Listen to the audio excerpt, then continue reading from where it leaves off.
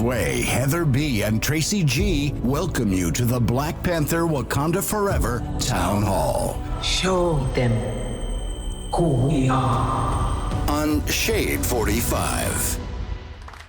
That's right, citizens. That's right. Come on, come on. Let me get a big round of applause. Everybody in the building. What we doing? Yeah, let's go. This ain't common. This doesn't happen every day. Give us a round of applause. Come on. It's a beautiful day to be alive. Amen. What an amazing time right now. I remember back in 2018, Heather B., when we had the cast visit us here today, visit us here at Sirius XM, and it was divine intervention in the conversation we had. And now it's 2022. It's the season of Odunde, where we celebrate our harvest, the fruits of our labor, and remember those who came before us, who put us in a position where we could be where we are now. And when I look at this amazing, beautiful cast, oh man, I get chills, right? In the tradition of our heritage, who do we have with us today? Oh man, we got the wonderful, the magnificent, the incredible Lupita Nyong'o, ladies and gentlemen, is here with us today. She's trying to teach you how to say I know, we did this before. How did I do? You got a C+. Room for improvement. Nyong'o. Nyong'o. Nyong'o. Nyong'o. Nyong'o.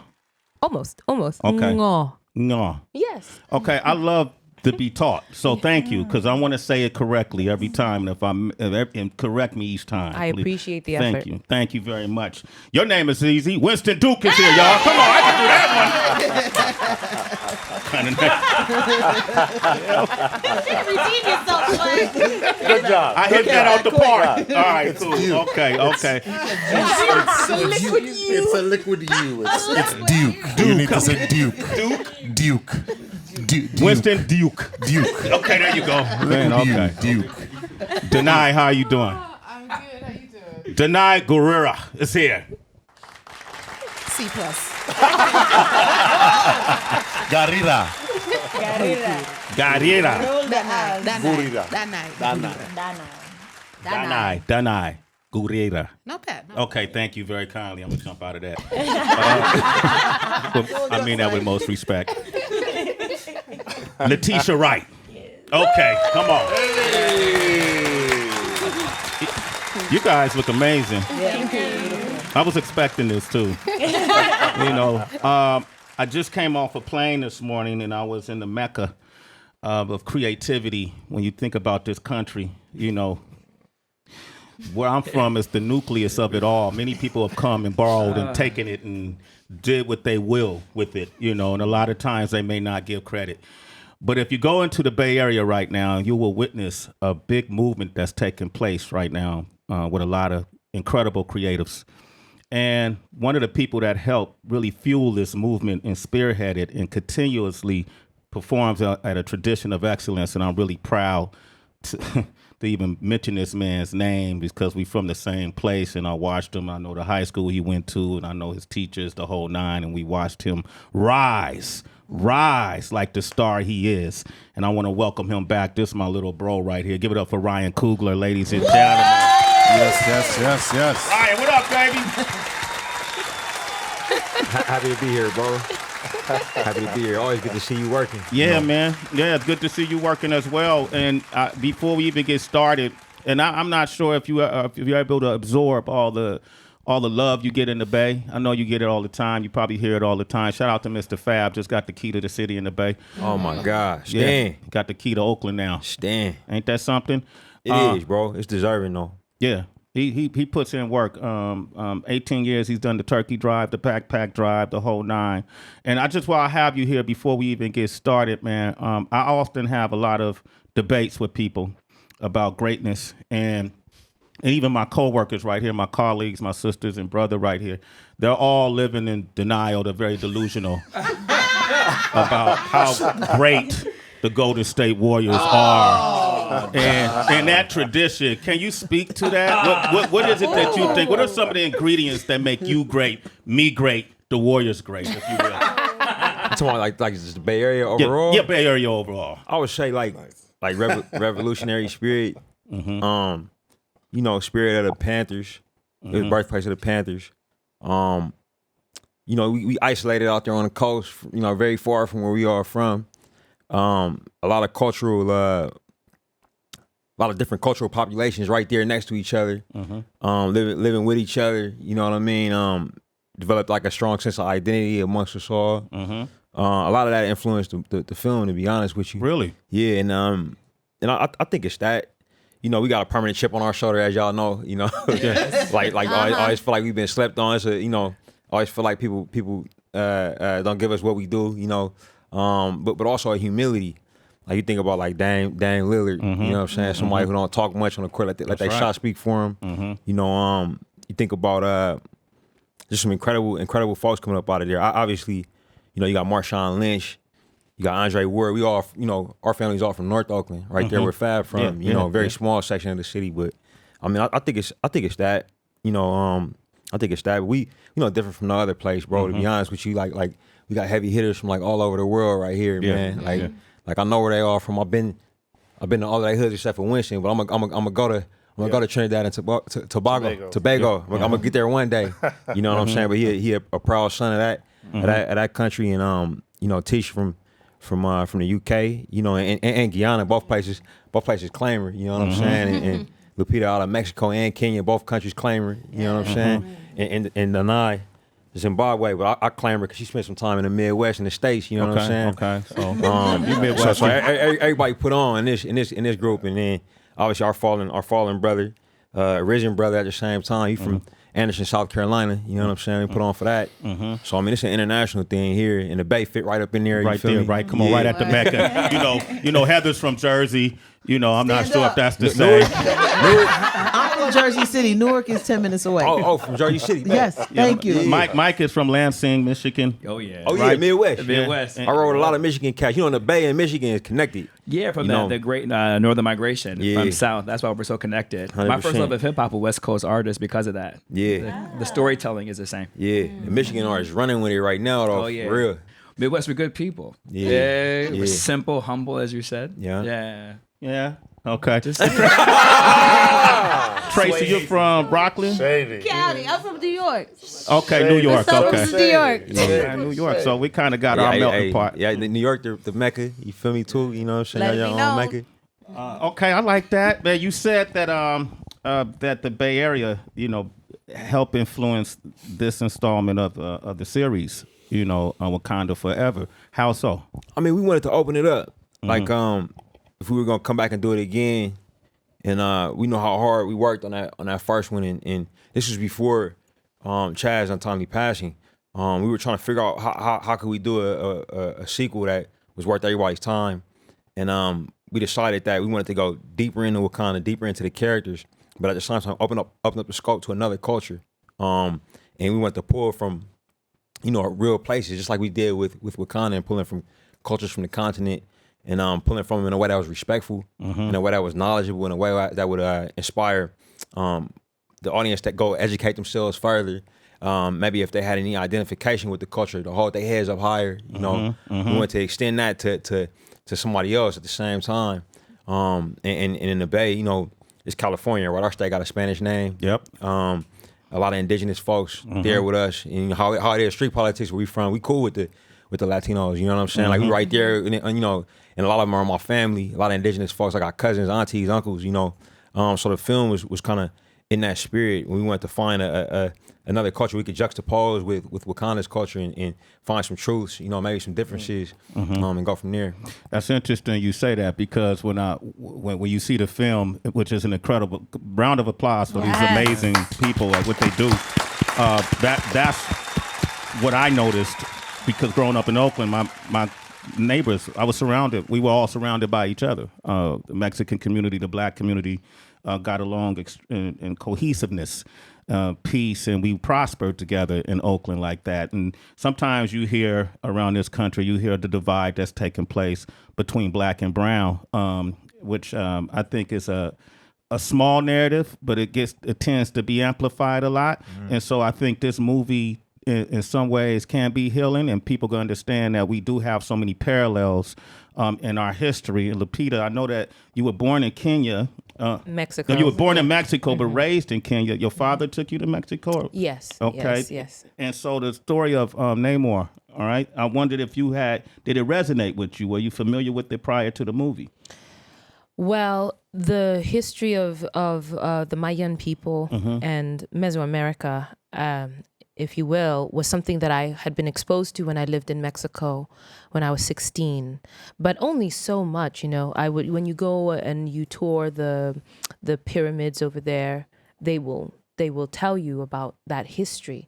So I was aware of it, but had never really had the chance to, consider it in this kind of personal and empathetic way. And I think that's the power of a film like this, is that it has mass appeal. So this history that is little spoken about on a global platform gets a chance to be spoken about even if this is not a factual movie. It's very much inspired by that history, but the truth of what was taken away from the Mayans by the Spanish, you feel it in this film, and it's an entry point to inquire more and to learn more and make that history more popular. And it was beautifully done. Yeah, man, yeah, you got a beautiful imagination. And even the way your character is all grown, and I'm gonna pass it to you after this, Heather, because I will hog this interview. Even the way the characters, when you get a chance to see the movie, I had the opportunity to see it, all the characters have evolved.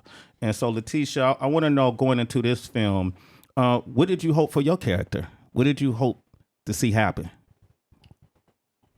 Oh man, firstly, it's just a blessing to be a part of the story and the cast and the crew. Just on a foundation level, being a part of this has literally changed my life. So I was just excited about what was next. And then when Bro passed, I couldn't see how we were gonna do it. I just kind of zoned out. And I think in that time, we really needed a voice of clarity, and we really needed a leader, just to help us get our minds in a positive place. And then Ryan quickly grabbed hold of me. I was trying to drown myself in work and get busy and not face what was going on. He kind of pulled me to the side and just walked through the script with me. And for me, that's where it came from for this. It was just what was on his heart for what we can do as a team to honor our brother. And that's kind of where the life got back into me for Shuri. I saw Shuri as a vessel of love and a vessel of, the kind of the emotion of what we're all collectively dealing with, kind of through her perspective and lens. And yeah, it was really Bro's, it was really Ryan's writing alongside Joe Robert Cole that really helped me to see the ways in which I could be a vessel for Shuri again, because it was really hard to see. It's difficult, huh? Yeah. Thank you for that honesty. I'm gonna let Heather B jump in because she's from Jersey. I want to first say to all of you, thank you for your service. I'm learning that life is truly about service. All the things that we're gathering and collecting and flossing, it comes down to service. And with that in my spirit, I would have to look you in your eye, Ryan, and say, for the very first time in my life, I sat and watched credits. Roll and roll and roll and roll. And I was like, this man's service is unbelievable. The names and the places and the things that kept coming up. I didn't even know there was a such thing as a crowd controller. I didn't know it was. I was reading credits and just blown away by y'all service. So I thank you for that. I thank each of you for that. And in the word service, the way you all chose to honor Black Panther in this, what was your decision to have female pallbearers? I've never seen anything like that before in my life at a service. And I thought about women carrying and the significance behind us as women having the ability to carry and being the sign and a symbol of strength. And I just wanted to know if you could. Nobody's ever asked that. Yeah, that's it's really big. Yeah. That's heavy. Wow. It just made sense because the door, and Danai should speak to this because she's the tip of the spear, as we say. But they took care of him. That's who looked after him. So it made sense that they would be the ones who held him, on his way to where he had to go. I always it's interesting because Danai did a lot of acting in this film without words. Like a lot of acting through her stunt performances, a lot of acting through looks. And I never told you, man. I was really impressed by that performance. Yeah, that like I'm used to it. They are really good. Like I try not to talk to them too much because they give. Yeah, they pretty good on the first take. You know what I'm saying? They're like, yo, what you need? And it's kind of like, maybe we'll try something different. You know what I'm saying? But yeah, like Danai was really strong in terms of that performance at that leading that group of women. But I hadn't even it was like a no-brainer for me and Joe that's who would do that because that's who protects him. It was beautiful. Mm-hmm. Yeah. It was beautiful. Thank you. Thank you. Mm-hmm. It was our last act of service to him as our king and to our brother. So it was very much a I was thankful for the forethought of Ryan to allow that, but it also felt deeply what was right. This was who we served, and this was the last way we could serve him. Thank you. Thank you. Yeah. Black Panther, Wakanda forever. But hey, give them a round of what our energy at? Yeah. All right.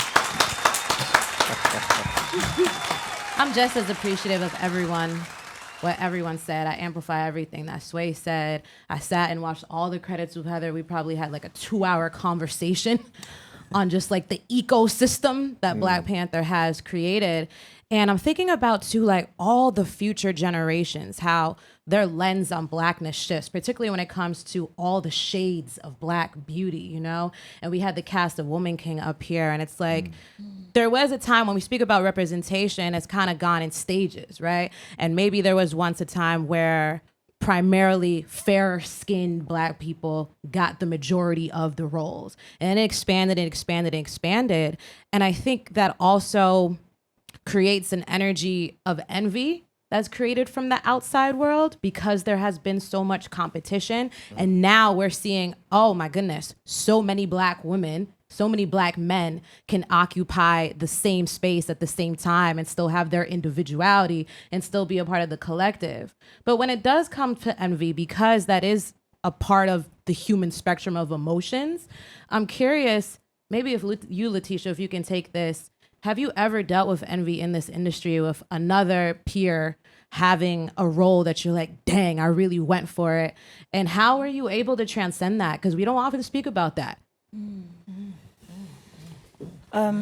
Honestly, I always I always live by the saying, what's for you won't pass you by. And if it passes you by, it's not for you.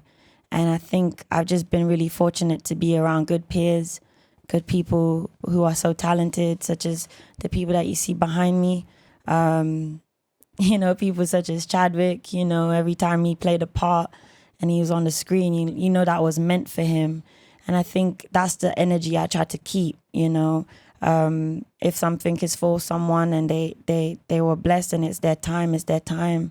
And if I'm given a responsibility to play a part and to be a vessel, then it's my time to be of service. Mm-hmm. And I try to apply myself in that way. And then by God's grace, like when you get into positions where you can grow and elevate, you can bring more people with you. I'm so impressed by Ryan. He was giving me a sneak peek of the album that's about to drop, Black Panther. And hey man, he's my brother. We got a little. Where's my true? You dance to it. Yeah.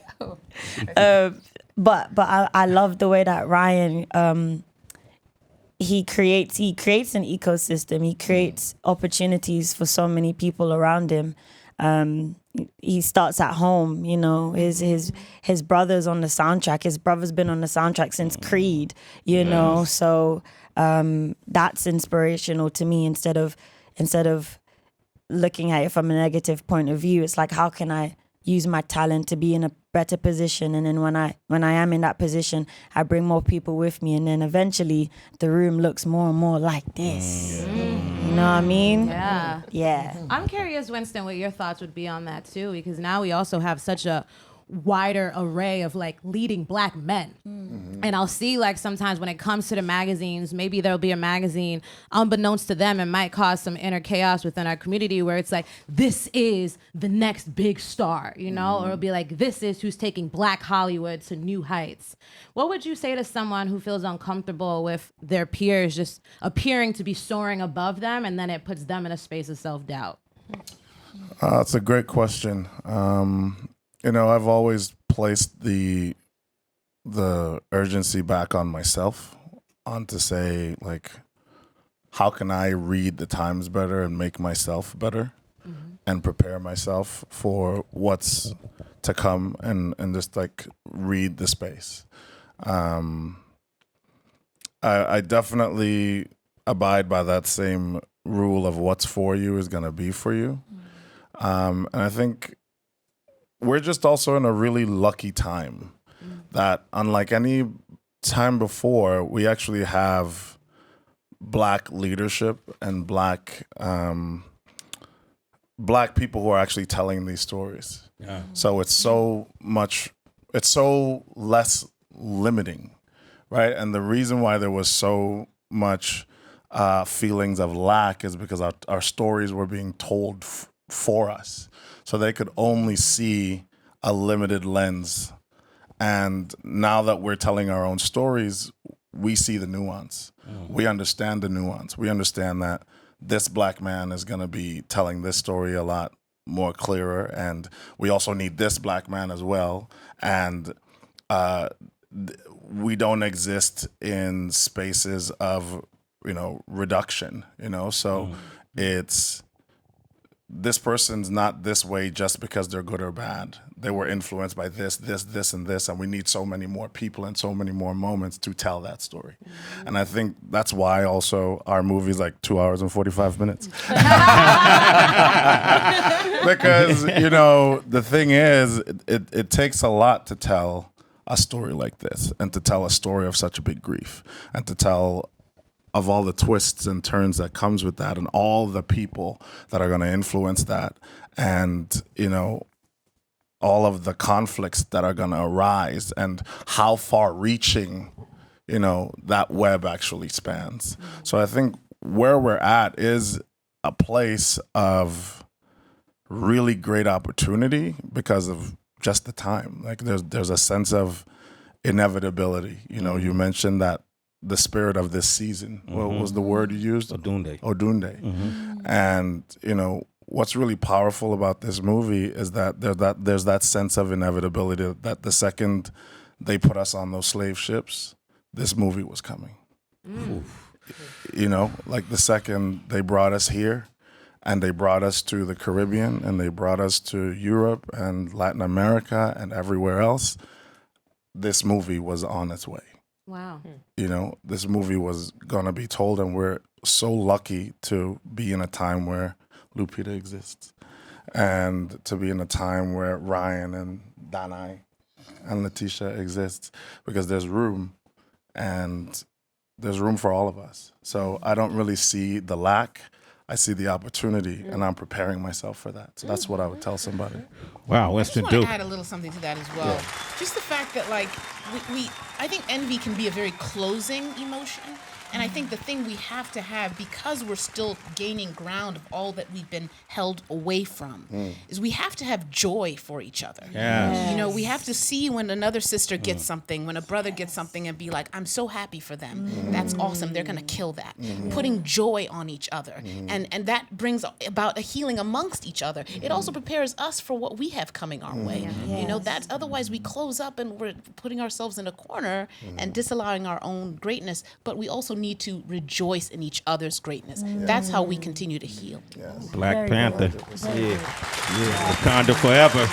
I want to go into a song, and Black Panther Wakanda Forever, music from and inspired by, will be released on the 4th. That's correct. It's Friday. Friday, right? Okay. Let's play a song, Never Forget, and then we'll come back. All right?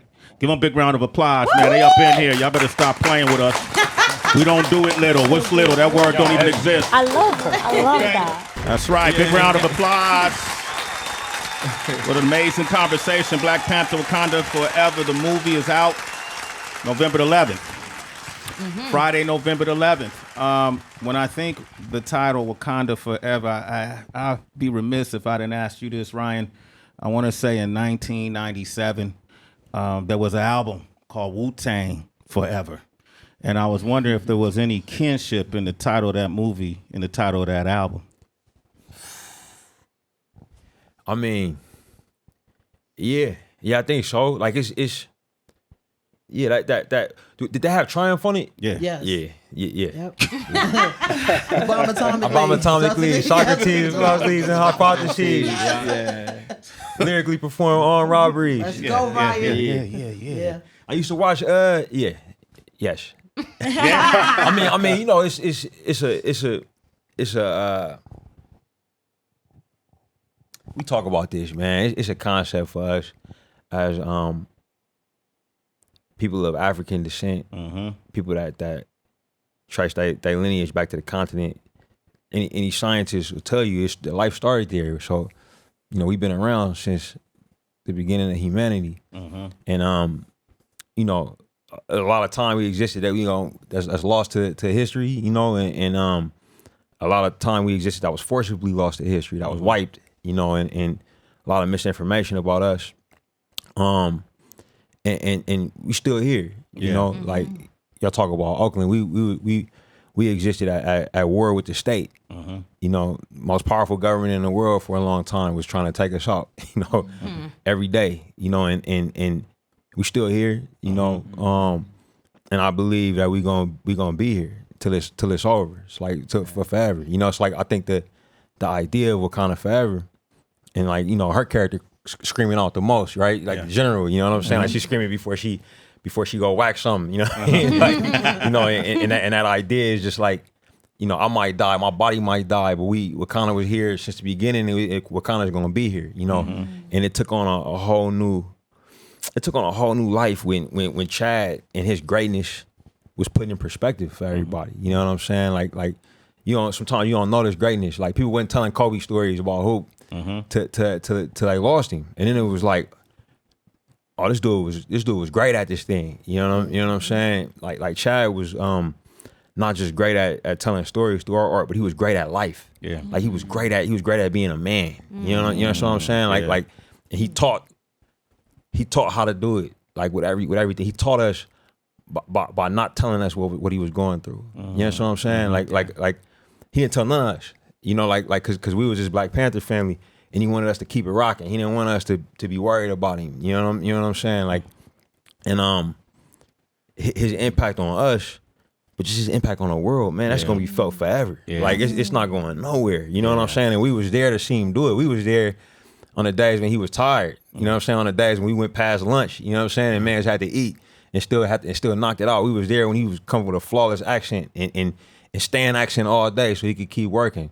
When he was in the water and in the mud and doing his own stunts and putting on a helmet that was too tight. Like we seen the grind. You know what I'm saying? Like and to know that, man, it's everlasting now. Yeah. You know what I'm saying? Like I think with the success that we had, people gonna be making Black Panther movies after we long gone. You know what I mean? And it truthfully started with him, and that name was it took on a whole new life. You know,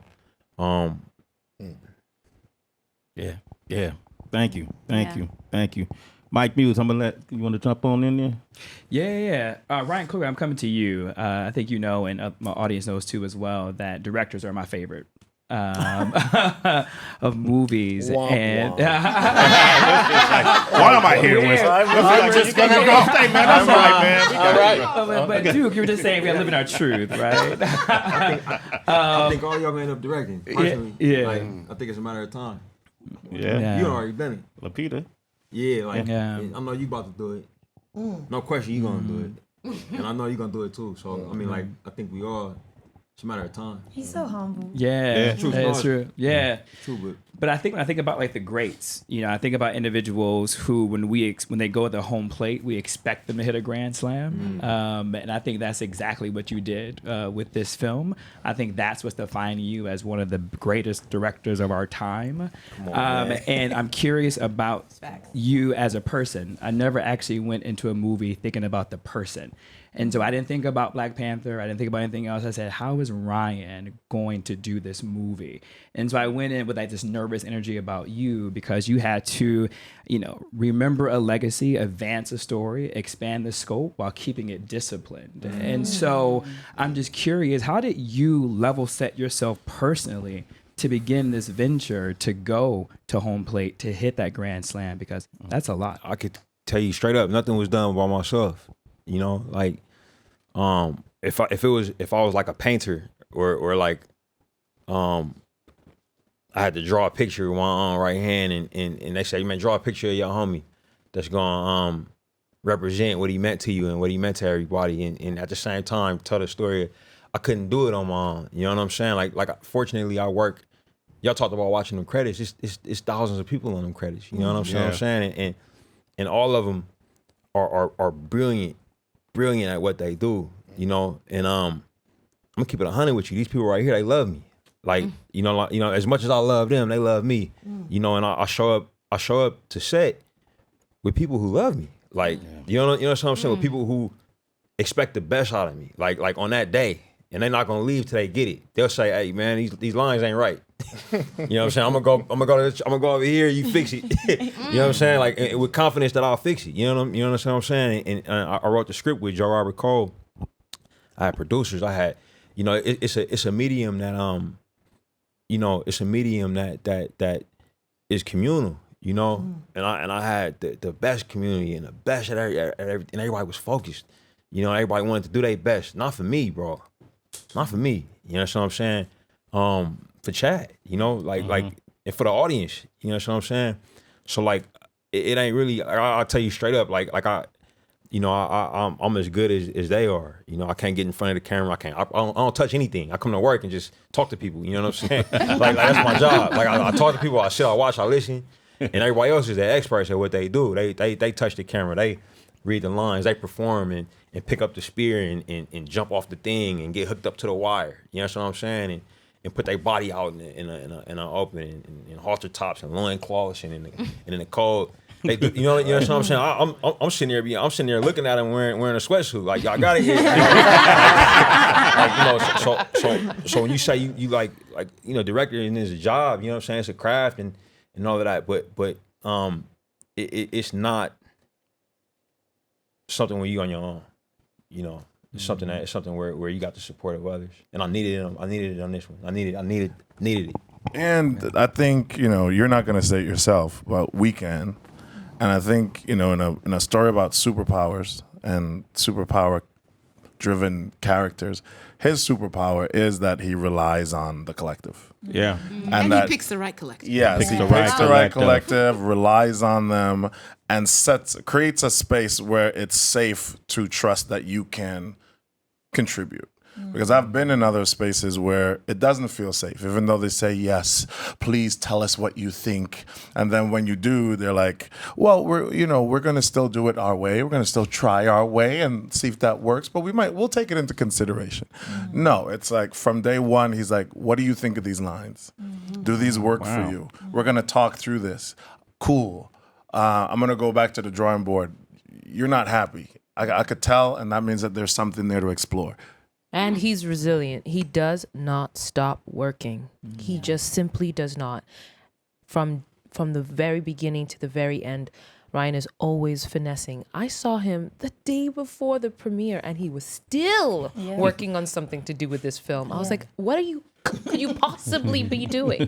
He also loses a lot of weight when he and grows a lot of hair. Big he grows a lot of hair. a big daddy beard. disappears. Yeah. He doesn't take lunch. He'll like eat through lunch and just we all know work about, through like, lunch. You got to get the protein in, Ryan. Like he was trying to do vegan. We were like, They be taking care of it. like get the fish back in the diet. He But does do also, push-ups. He's very. Oh yeah, yes he does. But he's very attentive to every detail as well. Like he does pick Hair extra- especially. and clothes. I mean, he was all up about my shoes. Like I gotta look after her. Yeah, you want to make sure she on If I point. don't look after her, she talk bad about me. There you go. never. All right. I was surprised when he was all about like every single detail. His mind is on. He's not. There's nothing he's not paying attention to. The detail really quickly, there was a scene where they talk about differential equations. And so as a STEM major, when I heard that, I was like, get out of here. I had a reaction because differential equations was the hardest calculus class I've ever taken in my life. And so I responded so like, what? You know what I mean? Like I never thought in my wildest dreams I would hear differential equations by black people in a superhero movie. So for all the STEM majors out there like myself, thank you for that detail for that. That's important. Yeah, big shout out to Dr. Kyle Vanderleek out of Yale University. We had cultural consultants for Mesoamerican culture, for all continental African cultures. A lot of the details in the film came from that, but we had to get basically a scientific, an engineering consultant for all of the work that Tisha's character was doing and all the work that Dominique Thorne's character was doing. And she was the one who was like, look, check it out.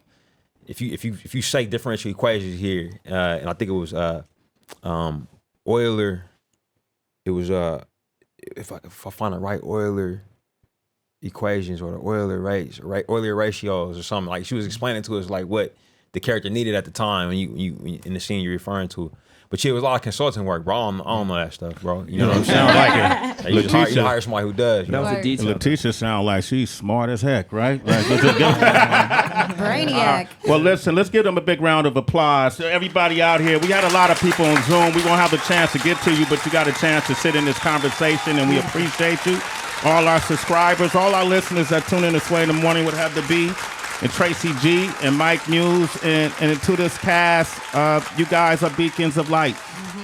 You're beacons of light, and then you go into these roles and they seem like they're a role, but Danai, I know, Lupita, I know, Letitia, I know when you go around this world and these young women come up to you, and I know the reaction that they're giving you has to be mind-blowing because you're empowering a lot of young women around the world from the African diaspora, including my 24-year-old daughter, who's mad she couldn't be here today. And I want to say thank you, because as a father, I could point out to even the characters you play and to give my daughter some information that might strengthen her confidence or give her, that ability, that audacity to get out in the world and be who she is. And then she sees who you are when you're not in character. And that's even more powerful. So I want to say thank you for who you are. Letitia, we finally got a chance to do this. I appreciate you. Winston Duke, you're amazing. Winston Duke, he is. You're amazing. Danai, you're I'm amazing. out here inspiring a lot of thick Nigerians You know too. what I mean? You You better get it. out here giving them a lot of confidence these days. You know what I mean? So Yeah. that's if they need it. Absolutely. Yeah, Yes. And then Ryan, thank you, brother. Thank you, man. Yeah, thank you. Thank you, brother. Thank you so much. All right, and we want to thank our listeners, to my team right here, Heather, Tracy, Mike Muse, well done. DB as well, Torch in the studio, all our production team here at SiriusXM, my videographer right here, Drew, who Ryan, please hire him. And you guys, make sure you support the movie, support the soundtrack that's out this Friday, support the movie that's out November the 11th. 11/11/22. Perfect time. It's a holiday season for many people. Take the entire family. See it 3 times. All right, that concludes our show. And I want to end the show with the last town hall we did. And we had Chadwick here with us. I want to end the show with his voice. With a voice of divinity, if we can. And on that note, we have nothing left to say. For me, my whole focus was on the bigger picture of what Wakanda was going to be. So just to see it come into fruition, to see it manifested in this way, and to see the reaction of little kids who haven't even seen the movie yet, but are dressed up as Black Panther, as Shuri and Okoye and Nakia. That's amazing. That's amazing to me that the idea of this, that seed has actually manifested it into an entire world that we now get to exist in and play in, and people understand the cosmology of it. The feeling of it is incredible.